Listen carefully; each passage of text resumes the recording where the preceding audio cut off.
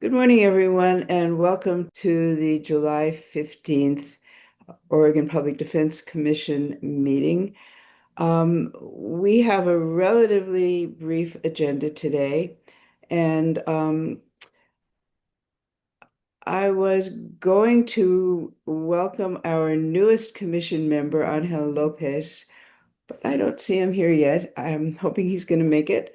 Um, he was at our last in-person commission meeting in Bend, but since then he has been officially appointed, and so we are really happy to have him on the commission. We have no public comment today, either written or oral, and so we can proceed directly to Executive Director Sanchagrin with his director's update. Good morning. Thank you, Vice Chair. Good morning, Commissioners. I'll jump into my director's update. I know that Mara's loading up some slides. I will start with our unrepresented persons update as usual. So why don't we just move to our first slide there, Mara? Yeah, there we go. So, as has become our practice, and hopefully what is kind of routine now, we sent out to you all our monthly updates on the unrepresented crisis. I've distilled a couple of the primary takeaways here, and hopefully can add a little bit more context for you on the information that we sent out, both to our stakeholders, the governor's office, and interested parties, but then to you all as part of this packet. So as of the end of June, there were just over 1,000 unrepresented individuals statewide. Um, and that represents an ever so slight increase over the month before. We can see that it went from 1,033 to 1,036. Um, but we're in this period now where we have a relatively small, a much smaller number than we had, a year ago or 2 years ago. And so, making large headway is a little bit more difficult as we continue to go through. Statewide, we know that our public defense contractors are working over 90% MAC, which has been our target, throughout this contract period. So currently, contractors are at a little bit over 93%. Our OPDC trial division is very close to 93%. Statewide. And so we take that as an indication that while we're seeing a little bit of a slowdown in the reduction of the unrepresented crisis, our folks out in the field are working very, very hard, and they're doing their very best to take as many cases as possible and exceeding the expectations that we have. And so just want to make sure that that is something that is noted directly for you all. During the month of June, our case assignment coordinators assigned 513 cases, just over 100 that were potentially subject to Betchert, which is consistent with what we've seen over the past few months. Next slide, please, Maura. When you begin to look across our four primary crisis counties that we're tracking now, the pattern that we're seeing really comes into focus that we have a tale of two different groups of counties.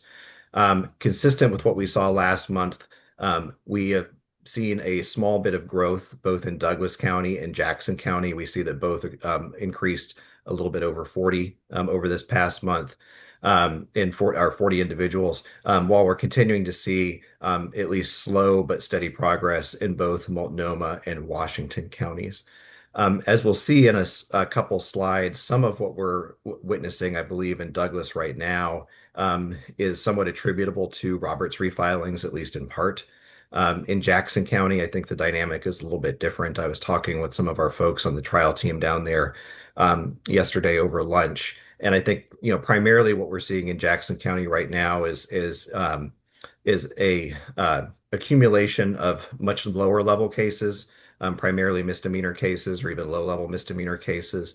We do know that we have some capacity challenges down in Jackson County right now, where we do have vacancies at that lower entry level for our attorneys down there with our local providers. We do have or at least we've authorized the hiring of a 5-person cohort down in Jackson County that will be all new attorneys that would come on board in October, assuming all of those attorneys pass the bar. And so they would be new individuals who are perfectly suited to take those types of cases. And so in Jackson County, we may be a little bit in a holding pattern until we're able to get our increased capacity down down there. And so that's just a note on Jackson County that we're monitoring, and we believe that we have some relief coming into focus there.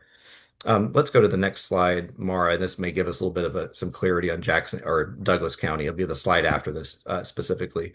But as we've been doing for the past few months, we've also been assessing the Roberts impact across the state. The pattern that we've had over the past few months that I've reported to you has continued. So where now we have just over 2,000 cases that were dismissed due to Roberts. Still, the vast majority were dismissed in February, as you can see both in the histogram and just from the other data on this slide. We've seen generally downward trends as far as the number of Roberts dismissals since February, though we've definitely between May and June seen an increase in the number of dismissals, the majority of which were found in Multnomah County. That being said, still the vast majority of folks who have gone on to our unrepresented list and then have exited the list, as you can see from the histogram, have been for non-Roberts reasons. And so that could be, an attorney was found for that individual, case was dismissed, other types of actions that were taken that were not attributable to a Roberts dismissal. Next slide, Mara. But here's the interesting or the new data that we have. And so as of June, for the first time, we were able to look at Roberts refilings across the state. So we partnered with OJD to get this data that I'm showing here. This is a point in time. I just want to make sure that folks know. So as of the end of June, so this was on June 30th, that date, this is what we saw for Roberts refilings. And so the data may be a little bit different today, especially one data point that I'll mention in just a moment. And so we have first just on the first column on this slide here, the number of Roberts dismissals followed by the number of Roberts refilings. I think unsurprisingly, because it had the most Roberts dismissals, the most Roberts refilings have happened in Multnomah County. However, as you'll notice, if you go down and you look at Douglas County has the second most refilings of Roberts cases across the state. And as a share of the number of dismissals it had, it's a pretty high rate relative to the other counties. So 65% of Roberts dismissals have been refiled in Douglas County. We've also provided a breakdown of the case types. You'll see, and the majority of those in Douglas County, 70 out of the 99 are misdemeanors. And so I think that there's some interesting patterns that are showing up there that really culminate with the final column that you'll see, and it's a column that denotes how many cases as of the 30th were on the unrepresented list that were Roberts refilings. Now, I do want to make sure that you all know that that's changed since the 30th. It can go up and down. Some may go on the list and then may come off for various reasons. But at least as of that date, 45 of the cases that were dismissed in Douglas had gone back on the unrepresented list. It's a little hard for us to track the kind of the happenings in Douglas.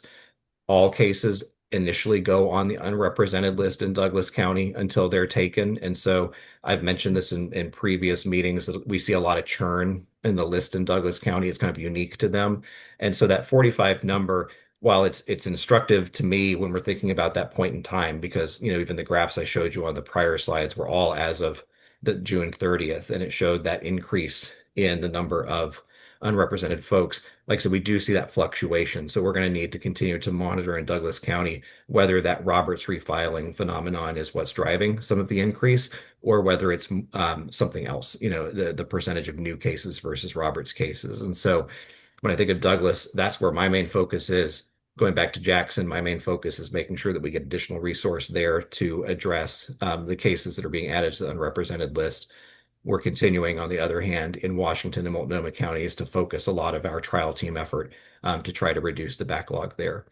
I'd be happy to take any questions. I'll pause now just before I move on to other items, but that's the unrepresented update that I have for this month. I don't see any questions. I can't see everybody, but I don't see any hands raised. And I do see Angel Lopez here now. Welcome to the commission officially, and we're so happy to have you. Thank you. Yep. Okay. Why don't you go ahead and keep going, Ken? Thank you, Vice Chair. Next slide, please, Mara.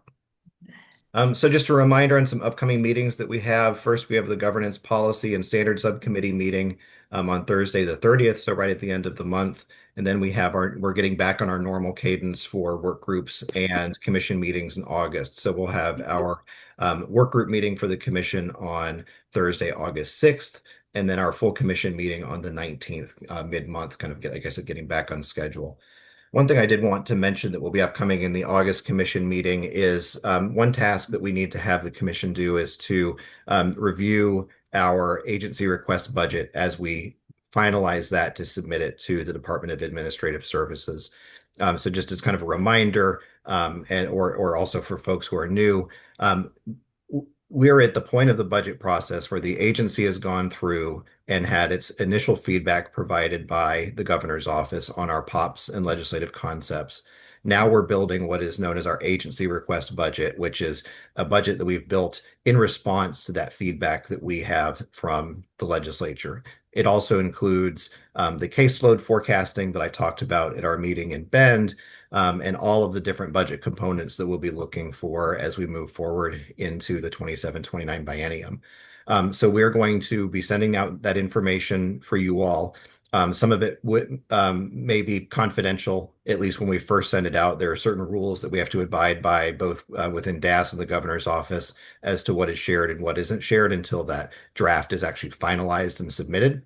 And so we'll be sending that out. Our plan tentatively right now is during that August commission meeting on the 19th to have an executive session portion of that meeting so that we can review the budget with you and answer the questions that you have at that time, so that we can be prepared to submit that following the meeting.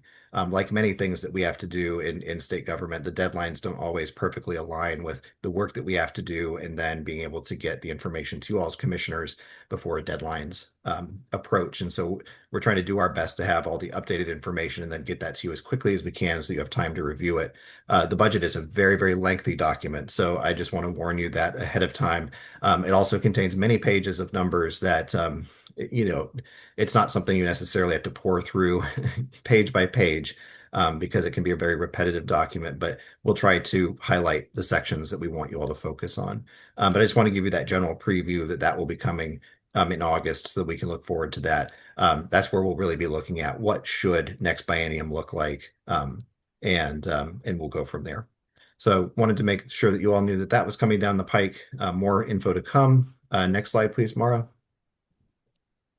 I also wanted to provide a very brief update on our rulemaking activities.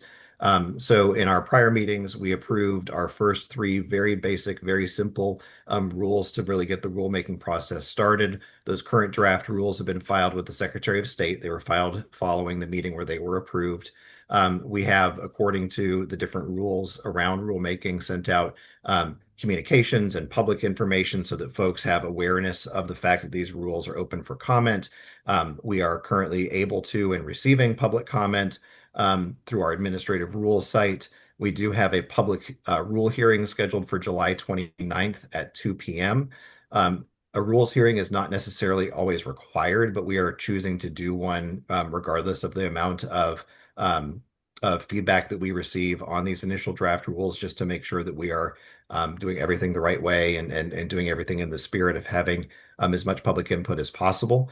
And so if you're interested, you could attend that rule hearing. If you are not able to make that, though, that is something that we would provide a summary of and recording of for you all in the event that we receive any feedback during that hearing. Sometimes staff for these types of hearings will have, essentially the phone lines open, and they'll wait for an hour and nobody will call. Sometimes lots of people do. And so we will make sure to provide that feedback to you. And if, like I said, if we have folks who are providing a lot of feedback, we'll make the recording available as well. And so then we will bring back all of that feedback that's received, whether during this open comment period, during the public rule hearing, and elsewhere, to you all for your consideration, so that when you pass the final rules, which may look exactly like the draft rules if there's no need to change them, then you'll have all the information at your fingertips so that you can make a well-informed decision as to what those should look like. Any questions on the rules update? Yeah, Angel Lopez here. I have a question. Is there in terms of criticisms that we've been getting so far, is there one that stands out to you for the rulemaking Uh, process? Commissioner Lopez, on the three draft rules that we passed, not that I have heard that is a substantial criticism as of this time. These are also very, very basic rules that I would not necessarily expect to have a lot of substantive criticism. And so, yes, I don't have anything to pass on to you yet. Okay. Thank My you. understanding is that these are the rules that we basically just adopt verbatim statutes or regulations that already exist. They're basically rules about making rules. Do I have that right?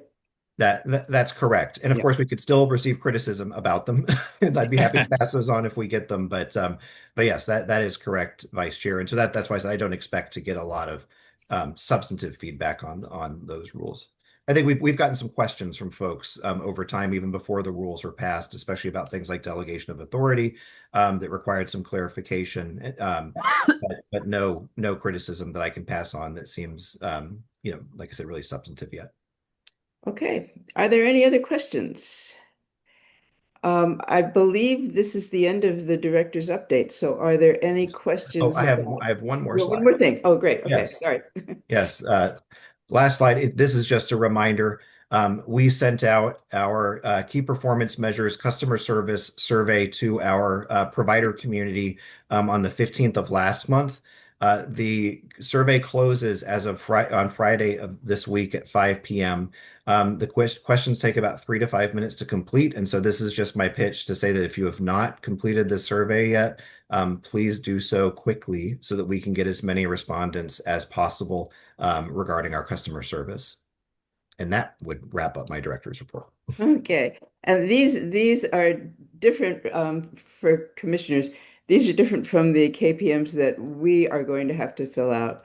And the governance subcommittee will be talking about the commissioner KPMs at our meeting next Thursday.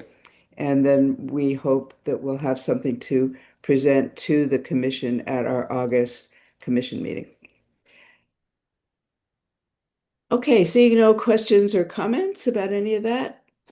The financial case management system, the FCMS team. Ken, do you want to introduce speakers for that? Sure. Yes, thank you, Vice Chair. So today we have our Chief Information Officer at the agency, David Martin, who's going to answer or he's going to deliver a PowerPoint that he had created initially for the commission. I also had a set of questions that Vice Chair Mandenberg had submitted to me that I gave to David. One thing we'd like to do to make sure that we're engaging with the commission going forward as deeply as possible, and with providers as well, is anytime you have a question about FCMS upcoming, feel free to ask those questions today.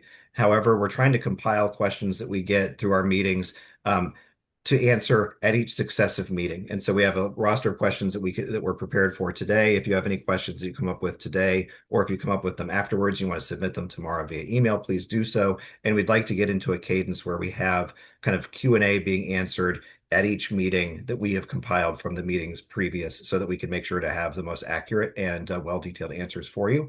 So I'm going to turn it over to David. Like I said, he's got some slides and then would be happy to engage in some But discussion. before Oh, David sorry. starts, Ken, Yeah. if providers have questions that they would like to ask, what's the best way for them to submit those questions? It would be great to submit those tomorrow as well as the commission admin representative. And is Mara's email someplace easy for providers to find? I believe so, but if it is not, I'll make sure that it goes out today. I believe it should be in our packet that we send out. Um, but if it is not, I will make sure that that is provided as well. Great, thanks very much. Thank you. Uh, Mr. Martin, please proceed. Thank you. Good morning. My name is David Martin. I am the Chief Information Officer for OPDC. I'm here to provide the update for the financial and case management system. And Ken stole some of my wind there, but I'm gonna keep talking here. I'll just to probably repeat some of the things he just said. So before we jump into the slide deck this morning, I wanted to set the table for today's presentation and future presentations on FCMS. I'd like to think this is me giving you good news and even better news. So the good news first is today marks the final presentation that includes slides. We've listened to your feedback, the slides and the content isn't working. We will be changing how we update the commission and our providers on this project in meetings to come, with my aim to bring the information you're interested in. The even better news is at the conclusion of this final presentation, there is a Q&A slide for where co-chair Mandenberg has graciously provided me a dozen or so questions that have been circulating the external provider community. So today I'll be doing my best to answer those questions. A few final thoughts before I begin the presentation. One, I completely expect that my responses to your questions will lead to new questions. I will be back in August in subsequent commission meetings to respond to those questions. Two, there were a lot of questions around Baker Tilly that does our change management, that they're our change management vendor. Today, I will try my best to explain why they provide essential value to this project and why we need them. That said, I think Baker Tilly will likely do a better job explaining. So as a result, I think we will be arranging Baker Tilly to present in a future commission meeting. The final thought is this is the first commission meeting that I can publicly share who our vendor is. We've had to maintain operational silence on this matter due to a bunch of state procurement laws, and that's over. We can freely discuss things now. So that said, much like getting Baker Tilly to present soon, Aon Nexus will be here at some point in the not so distant future to speak directly to the commission about this project from their perspective. So with all that said, Mara, next slide. So where are we now? So this is our agenda. Move on to the next slide. I will be going through this quickly. Right now we are in a project kickoff. And we are, I'll talk about the fit gap. So that's really our requirements gathering. We are on track. We're in week 4. We're going to conclude that in August. And right now the agency is working with the vendor to provide the sandbox for which the system will be built in. Next slide.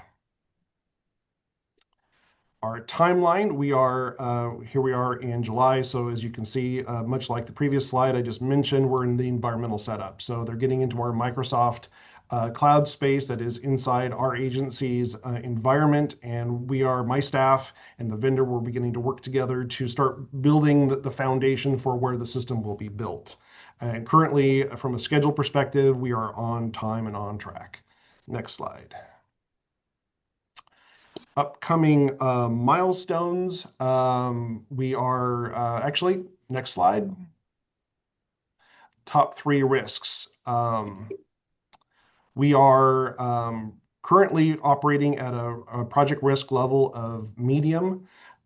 Change management, which is, again, as I mentioned earlier in the top of the hour, that's Baker Tilly.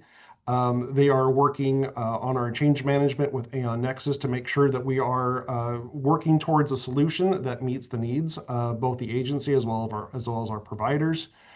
Security, we are again, there's nothing to be concerned about per se. It's just once some of these activities aren't done, they're not done. But we are currently working through the state side of project governance to make sure that our security of the system is set to the correct standards. And again, I don't see any challenges there in the future. And then from a communication training standpoint, we're just trying to get in front of that. And again, that's another Baker Tilly activity. Next slide. Budget, we're on track. Things are great. We got our bond funding dollars through and approved, and we are starting to see that happen from a monetary standpoint. And we're working with LFO and the legislature to make sure that we are, again, meeting expectations in that space. Again, no challenges there. Next slide. And here we are. Hopefully that was not too fast, but just fast enough. So I will jump into the questions. And again, I think I have about 12 or so, and I'm going to probably read a little bit from some of my own notes just to make sure I get some of my words right. But my hope is that what I say today is in plain speak. I am IT, so I tend to bleed into acronyms. So I'm going to try really hard not to say those things. Thanks, Maura, for dropping the slides. The first question is how much of FCMS will providers be allowed to use? So external providers will have access to an external provider portal. The portal includes features for managing invoices, entering time spent on cases, and generating reports. The FCMS portal is being developed to replace some of the current forms that are hosted in Nintex and will reduce existing administrative work for external providers by streamlining workflows. So currently, right now, OPDC, my staff, and many others are working to review provider workflows, and involving providers in a testing portal feature set during our implementation and testing phase. That's a little bit further down the road. It's not anytime quite soon. The second question is how much of FCMS will providers be required to use? So the external provider portal will be the system of record for invoicing, payment processing, and timekeeping. Providers will need to use the portal to have access to that automation and automated invoicing. As I previously mentioned, I anticipate a not so distant presentation from Aon Nexus on this topic. We will be able to visually show how an external provider interacts with the system. I mentioned Nintex in that first question. It's not the best analogy because the portal will be far more powerful and far more useful. As Ken just mentioned a little bit ago, I just got to see the early results of the provider experience survey that many of you have already responded to. Under the what we can improve category, this portal will address the top 3 of your 4 priorities. And just to be really clear, what those priorities are is priority 1 is timeliness of payments.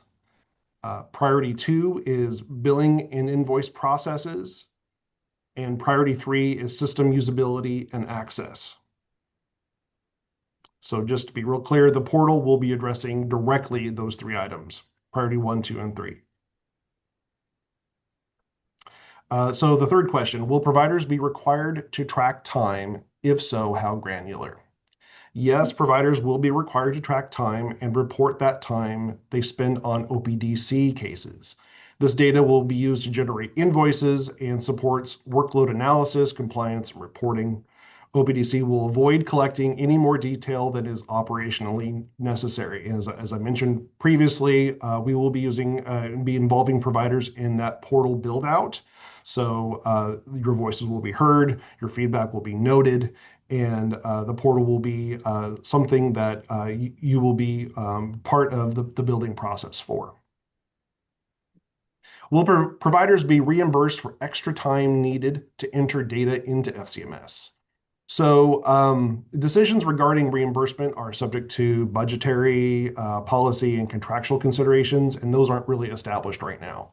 I would like to emphasize, though, that FCMS is being developed to reduce existing administrative work by streamlining workflows and replacing all of those forms and manual processes that are in Nintex.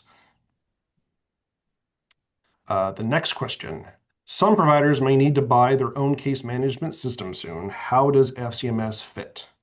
FCMS is not intended to replace a provider's own case management system. Providers will keep handling their cases and case information outside of OPDC, much as they've always done. Therefore, providers are encouraged to make technology decisions independently and according to their individual requirements. The next question. What is the relationship between FCMS data and convincing the governor and the legislature to provide more funding?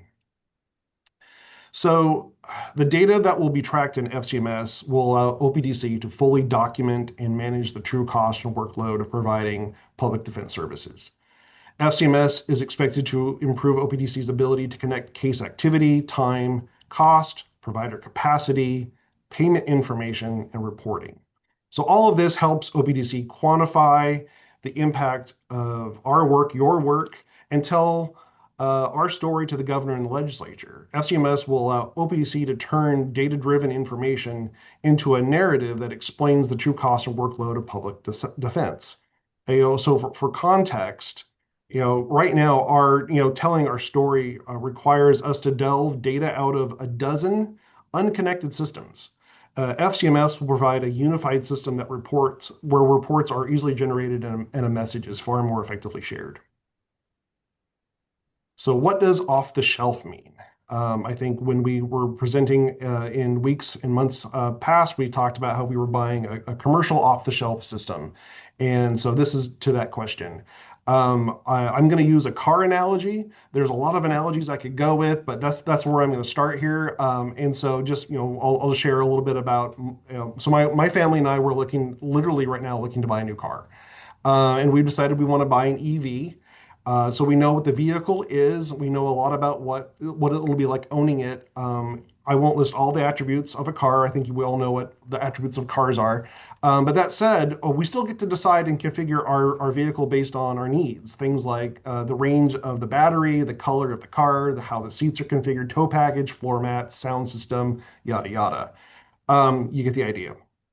We know what FCMS can do right off the shelf, just like I know what my selected vehicle is gonna be able to do right off the dealership floor. But we will be configuring a bit of FCMS, much like I will be making changes to the car that we're hoping to buy.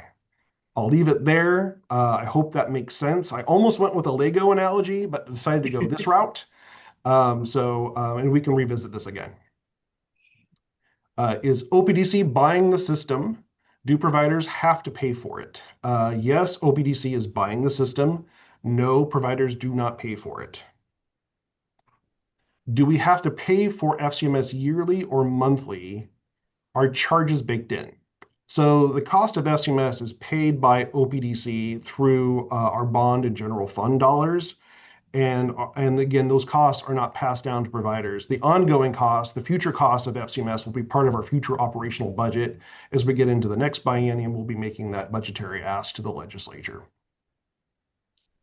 So we're going to get now into a series of Baker-Tilly questions. Like I said, at kind of the top of my presentation, there was a lot of interest around Baker-Tilly. I think I have 5 or 6 questions around that. So here we go. Hopefully I do it justice.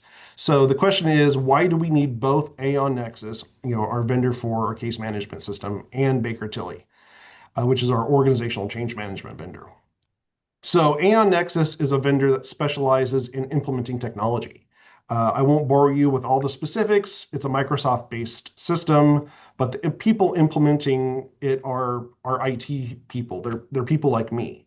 As a technology vendor, that's their expertise. They develop financial and case management systems. It's called Justice Nexus. That's their branded tool, Justice Nexus, and they do it across the United States. Baker-Tilly, they're going to be assisting OPDC in understanding what changes because of this technology will affect our users both within the agency as well as our external providers. That's a completely extra or a different set of skills it's not in the scope of what we're going to be asking Aon Nexus to do. So this project will be impacting every part of our agency. It'll be impacting every external provider, as well as even some of our partner agencies. The completion of this project will bring about significant organizational changes. We're going to have manual processes that are going to no longer be done, but new things that we're going to have to do because of a new system. A lot of changes. So while Aon Nexus brings technical expertise, Baker-Tilly brings organizational change expertise. That's what they do. They partner to support us and our customers undergoing significant change. Their support here includes readiness planning, engaging stakeholders, coordinating training, managing communication, aligning business processes, and planning for adoption. So what changes? The next question is, what change tasks can staff here not handle? So the issue is not that my staff or the agency staff can't perform change-related work. The staff here are subject matter experts, we're decision makers, but what we lack is operational capacity. It's worth noting that while we stand up a brand new technology that impacts literally every external partner and all of our agency staff. We're still managing and supporting all the current agency operations. All of those legacy technologies, they still need to be running. We're keeping the lights on. And we're having to continue to maintain those dozen or so systems until this project is completed and we have transitioned. So what Baker Tilly does is they provide us dedicated capacity to address and strategize how we meet those challenges of change. To date, I'm going to list a few things here. To date, they have provided stakeholder impact assessments, external provider readiness planning, training strategy and training coordination with our vendor Aon Nexus. They've done project sponsor and leadership alignment. They've addressed or are working on a body of work around resistance and issue escalation planning, as well as business process transition support. Like I said, this technology is going to change a lot of business processes, and it's going to automate a bunch of things, but it's also going to introduce new work. Once we get much further into this project, they will be part of our go live readiness, as well as adoption tracking after we launch. So how expensive is Baker Tilly? And I have insert contract costs here in my notes. I forgot to look that up. I'm really sorry. So I will have to circle back to you folks on the contract costs. I think off the top of my head, I want to say it was $250,000 was the contract cost, but that is by no means something that you should take to the bank today. So is everything Baker Tilly does really necessary? So this is where I'm going to opine a little bit. A technology project like this rarely fails because the technology is bad. It fails because the people who are expected to use it reject it. We all reject technology because it doesn't meet our need, doesn't address our challenges. We just have that resistance, right? On the previous question, I listed all the items Baker Tilly is currently working on or will be working on. Their body of work directly addresses that risk of technology rejection by providers and agency staff. It ensures that the technology we deliver meets the needs of our customers. I'll add, when OPDC was developing our initial business case for FCMS 2.5 years ago, the guidance we got from our state partners in IT project oversight strongly encouraged us to find a change management vendor. These folks oversee large state IT projects, just like ours, as a core function of what they do every day. They've seen large projects succeed. They've seen large projects not succeed. They understand project failures are highly disruptive and that organizational change management, again, what Baker Tilly does, is essential to project success when you're dealing with a project of our scope, our budget, our complexity, multiple stakeholders, geographic distribution. So it was based on the state of Oregon's IT project oversight team. It was their recommendation that we selected a change management vendor to support us through this transition. And we are now to the final question that I have for today, and that is, how long will OPDC use or pay Baker Tilly? Baker Tilly will remain on the FCMS project until rollout. I believe we are looking at winter of 2028, give or take. We are going to keep them until any major user adoption issues are addressed, as well as when the agency has achieved post-go live stabilization. So that's all the questions. I wanted to, though, reiterate that due to the keen interest in Baker Tilly, we will arrange a time for them to present at an upcoming commission meeting. So that concludes the questions for today that I had. I stated at the beginning, I know the external provider community has a lot more questions. So I will be back next month and the month after and so forth to answer those questions. In the meantime, as Ken mentioned, I think Mara has generously offered to be the person to receive your future questions. So please send the questions her direction and she will help me get organized. Mr. Martin, we do have one question now in the chat from Commissioner Lopez, but I will let him ask the question orally instead of reading the chat. Thank you, Madam Chair. The question I had is, you gave a pretty good explanation of how we're going to keep track time of the attorney service providers. how are we going to know how much time the assistants are spending on their work under this contract? Commissioner Lopez, I thank you for your question. I don't have an answer for that today. The downside of my role is sometimes I'm a little too far above the details. I know that that's an answer we can get for you, so we will take note of your question and we'll make sure that we are responding to that next month. Thank you. Yep. And I see that Commissioner Nab has his hand raised. Thanks. And I know you talked about this, but I just wanted to be clear. So for the with the exception of the trial division, um, the the um, the case management capacity is still going to be a totally separate question for providers. And I'm wondering, is there any plan to make it more compatible or somehow provide more value? I mean, it seems like it's an incredibly large investment to have essentially just a billing portal. So I'm just wondering, what is the thought process uh, behind having and requiring providers to pay for their own case processing, case management software? And is there any sort of integration possible or thought of? And I'm just trying to think because the majority of providers are not the trial division. Are there ways that this software is going to increase their efficiency and their ability to practice? Thank you for your question, Commissioner Nab. Great question. And just to be real clear, it's going to be for trial. It's also going to be for our appellate division.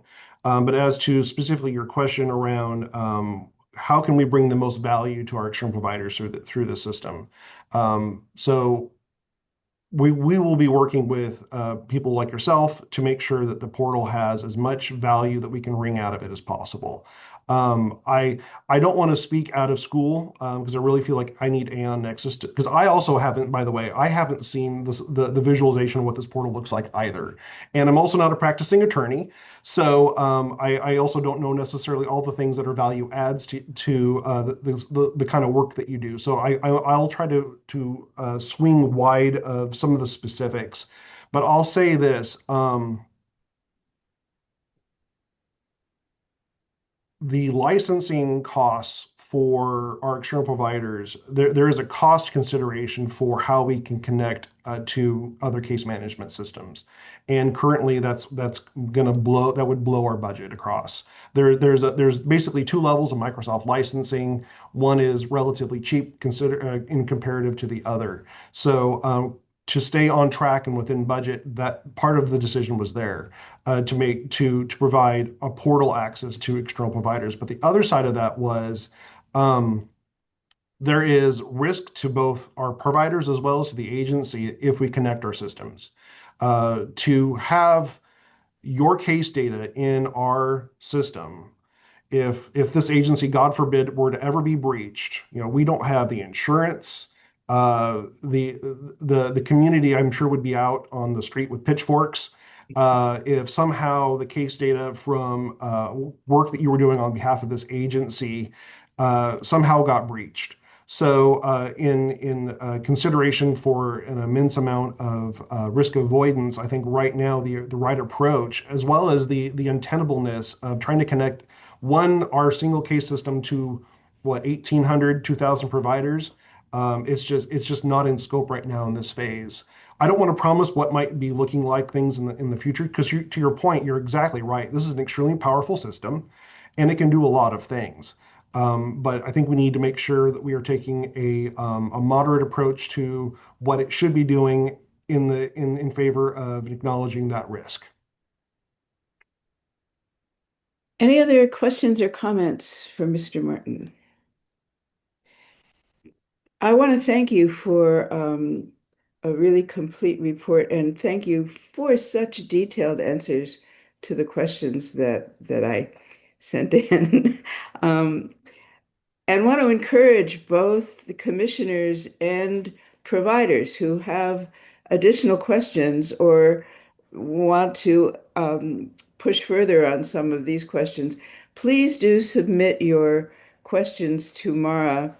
Um, she will be, it'll be great to be able to have one place where all of the questions are submitted so that we can keep track of which ones have been answered and which ones are yet to be answered and can make sure that we've covered the territory. That's much preferable than, for example, sending questions to Mr. Martin, um, who I would encourage, if you or your staff do get any questions, please forward them tomorrow so that we can keep them on the list and make sure of what we're doing. Thanks very much for your presentation. Much appreciated. Thank you, Co-Chair. Um, we are, of course, ahead of schedule. Does anyone feel like they need a 5-minute break? I don't see any hands, so let's go ahead to the OPDC status report two. Ms. Taylor, are you here? Um, Vice Chair, Ms. Taylor is not here today. You have the privilege of hearing me some more on this one. So Ms. Taylor was called to grand jury duty over the past 2 weeks, and so she is currently sitting in a Marion County courtroom. So I'm here to provide an update on our second status report that we are preparing for submission to the legislature. A copy of a very early draft was provided to you all along with a memo. We also sent out a slightly updated memo this morning on the work that we're doing on that report. And so this is an opportunity for me to go over what that's going to look like and talk about timelines and to take any feedback that you all have. Next slide, please, Mara. So this report that we're compiling is the second in a two-report series that was required of us in our budget bill that was passed during the last long legislative session. These are often done by what are called budget notes, and so the budget note itself is provided for you here on this slide. It's pretty lengthy. I don't plan to just read the entire thing, but the essential thrust behind the status report is to look at a number of the initiatives and other responsibilities that the agency has been undertaking during this biennium to ensure that we are appropriately informing the legislature of the work that we're doing. And so, unsurprisingly, much of the focus of the report is on the unrepresented defendant crisis that we have in the state, but then also on the 12-month plan that was released shortly after my time or my start at the agency, designed to address the number of unrepresented Oregonians. In addition to that, is one of the primary focus areas. The other is mostly internal and trying to look at the different things that we're doing day to day at the agency. So information on any efforts by the commission or the agency to restructure our operations, our immediate and long-term planning efforts, any changes to service delivery models, and then a lot of information on our forecasted versus actual caseloads, cost factors, biennial financial forecast, et cetera. And so this note required us to file two different reports. And so the first status report we filed at the end of last year and is available on our website and really forms the basis of our second report because the actual topics did not change. Much of what you'll see in this report is going to be updating compared to what we had last time. But I will also note a couple areas that are going to see more substantive change between status report 1 and status report 2. Next slide, please, Mara. So where are we in our process? Right now, we have been working on getting the most up-to-date data that's possible. And we're at the point where we are bringing at least the draft of this report to you all for your feedback. Unfortunately, the timing of legislative submission rules and our desire to have up-to-date data makes getting a lot of very substantive feedback from you all on final reports quite difficult. And so this report needs to be finalized by the end of the month.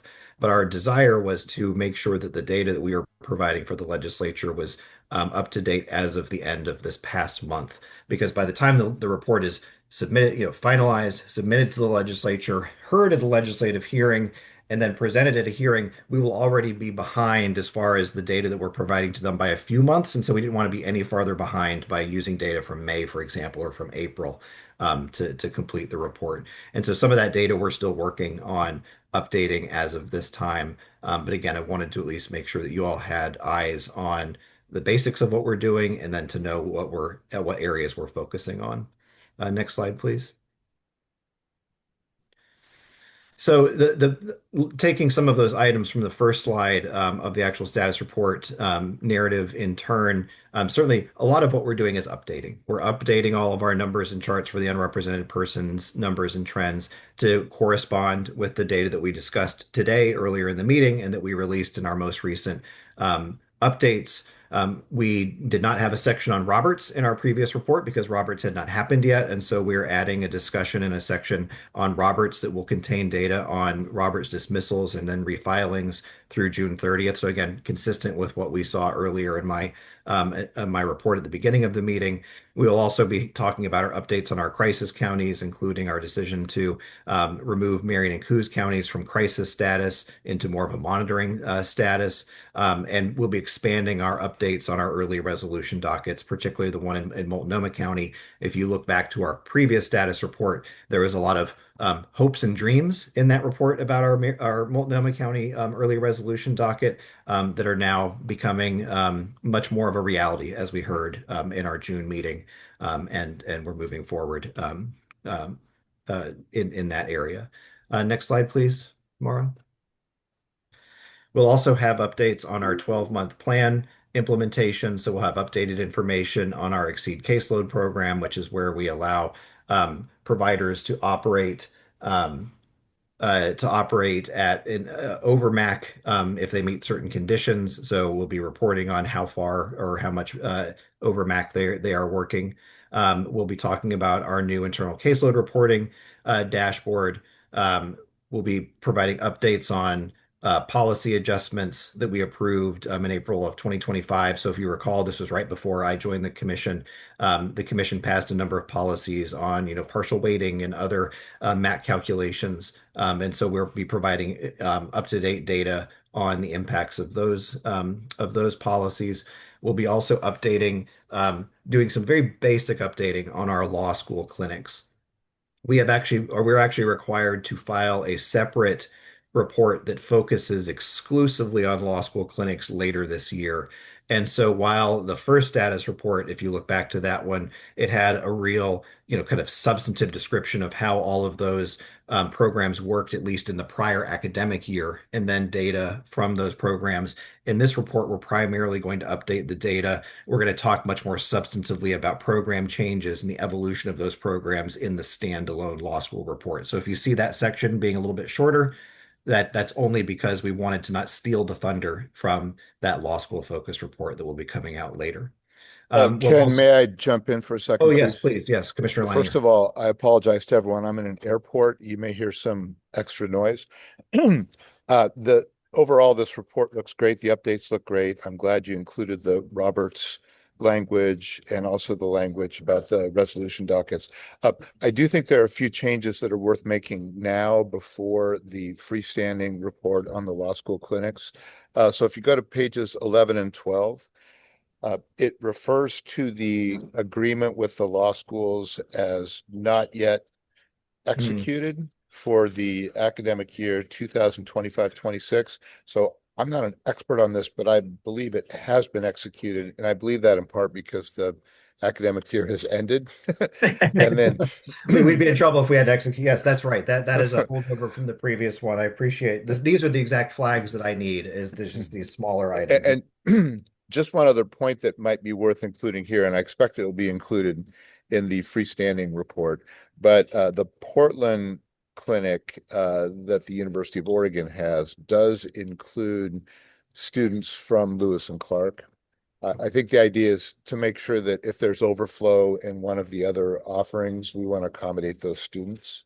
I just think that would show the legislature, the good faith and the fact that we're not siloing these programs in a way that would limit student participation. So I believe if you go back and check, there will be evidence that the MDI clinic in Portland has in fact included students from schools other than the University of Oregon, which is a good thing, to maximize the use of that resource. Great. Yes, I will make sure that those changes are made. Thank you. Thank you, Commissioner. Okay. let's see. So next slide, please, Maura. I think I got to all the bullets there. So again, examples of the data that you'll see that's updated. It's going to be very consistent with what we've been showing over the past few weeks and months. These are excerpts from our most recent unrepresented persons reports that were sent out just at the end of last week. Next slide, please, Maura. So we are also working on updating our agency operations section. That section is going to see more updates and more changes compared to the others. The agency operations section in the original status report focused a lot on a restructuring of CAP and some decisions that were being made at that time based on the best planning that we could come up with for things like audit and for other aspects of CAP. Following the submission of this report, and then also following the end of the last short legislative session, I began to work with staff at LFO on a slightly broader reorganization plan for the agency that really aimed to do a few things. First, it wanted to look just not just at CAP, but to make sure that if we were designing an agency today, how would we want that agency to look? Because this is an agency that over time, we started in a very different place. And as we've been built over the years, that iterative process sometimes puts things in funny places. And so one thing that we have been working on is to try to look at how do we make sure that we have the simplest, most straightforward agency where division names make more sense, where division organization makes sense, and also how do we tie the entire organization of the agency to the core business services that we provide. I think it was very telling that when I was talking with Vice Chair Mandenberg before this meeting, she had remarked that one area that we could improve on is even in the budget section where we talk about our different divisions.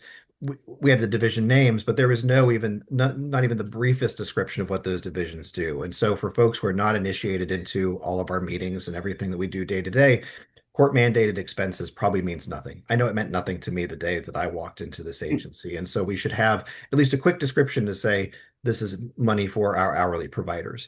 We also have our adult trial division and our trial representation division. And I bet if I took a poll of commissioners today, we would probably be at about 50-50 as to whether we could all identify which one is for providers and which one is for our trial team. So that kind of demonstrates that we have a lot of organizational complexity, whether it just starts with the names or just the locations of things that need to be simplified. And so the focus of that section is going to be much more on that. CAP is a piece to it, audit is a piece to it, but that's what is the focus of that section. So that's going to look very different from what we've seen in the past, thanks to a lot of hard work internally and then externally that we've done with some of our partners to make that look a lot clearer. We will also see updates on our key performance measure work with some good news there, actually, that I should have included in our director's report. As I've mentioned in the past, we have some new legislative fiscal analysts who we've been working with on our KPMs. The fiscal office is ready to move forward with the KPMs that the commission had approved previously. We had looked at maybe doing some additional work, but our new LFO analyst thought that everything looked really, really good. It was ready to go, had a couple clarifying questions, but those KPMs are now ready to go forward for the next long session. And so that work is really reaching its conclusion. We'll have updates there in the report on that. We'll have a brief update on the FCMS system, similar to what you all heard today, and then an update on that long-term planning within the agency. That's really where we focus on plans moving forward for at least trying to figure out what is the replacement for the MAC standard that we could look forward to in subsequent biennia. Next slide, please, Mara. I can't remember. Yes. And then we also have our very much in the numbers budget focused updates as well. And that goes from everything from an update on the total number of providers that we have as of the end of this last fiscal year, an update on all of our caseload numbers, where we do one thing I thought was one of the coolest things that we've never done before that was in our last status report that we're updating is actually looking at the caseload forecast that the Office of Economic Analysis provided, and then truing that up with the cases that we are assigning every day to our contractors to see where those different numbers shake out. So we have an update to that. Last time we only had 2 months worth of data to kind of prognosticate how well we were doing relative to the forecast. Now we have much more information so we can see where we stand there. And then also we have our update to our biennial forecast overall as of the end of this past fiscal year. Next slide, please. So happy to take additional questions that you all have. Also, if you have any written feedback you would like to provide, please send that. You can send that to Mara as well, and she will forward that to me. Right now, I am slated as we go into the next month to be working on finalizing the report. I'll be the final review, and so certainly always feel free to reach out to me if you have any thoughts or concerns about any of the work that we're doing. But I'm excited about this report. I think that we will likely have the opportunity to present on some of this information during September legislative days. And so we'll have a lot to talk about there if we're invited by one of the committees. And like I said, happy to take any questions or thoughts that you have on this report. So I just wanted to say, I think that the draft report is really nice, really good with the tweaks that you're talking about and any others that you come up with. I think it's going to be a very effective report. At least my initial review of it was very positive. Does anyone have any questions or comments? Let me just say that I clearly can't tell time because I thought we were ahead of time, but we're not. We're right on time. So, if anyone has any questions or comments for Ken now, again, sending things in either directly or through Mara would be very, very helpful because I'm sure they'll be incorporated and addressed. I don't see any hands up. This is the last thing on our agenda. Does anyone have anything new they'd like to add to today's discussion? Again, I don't see any hands up. Thank you all for an efficient and good meeting, and hope you can enjoy the warm weather and not get too overheated, and we'll see you in August. Thank you all. Bye-bye. Thank you. Goodbye, everyone. Bye. Bye.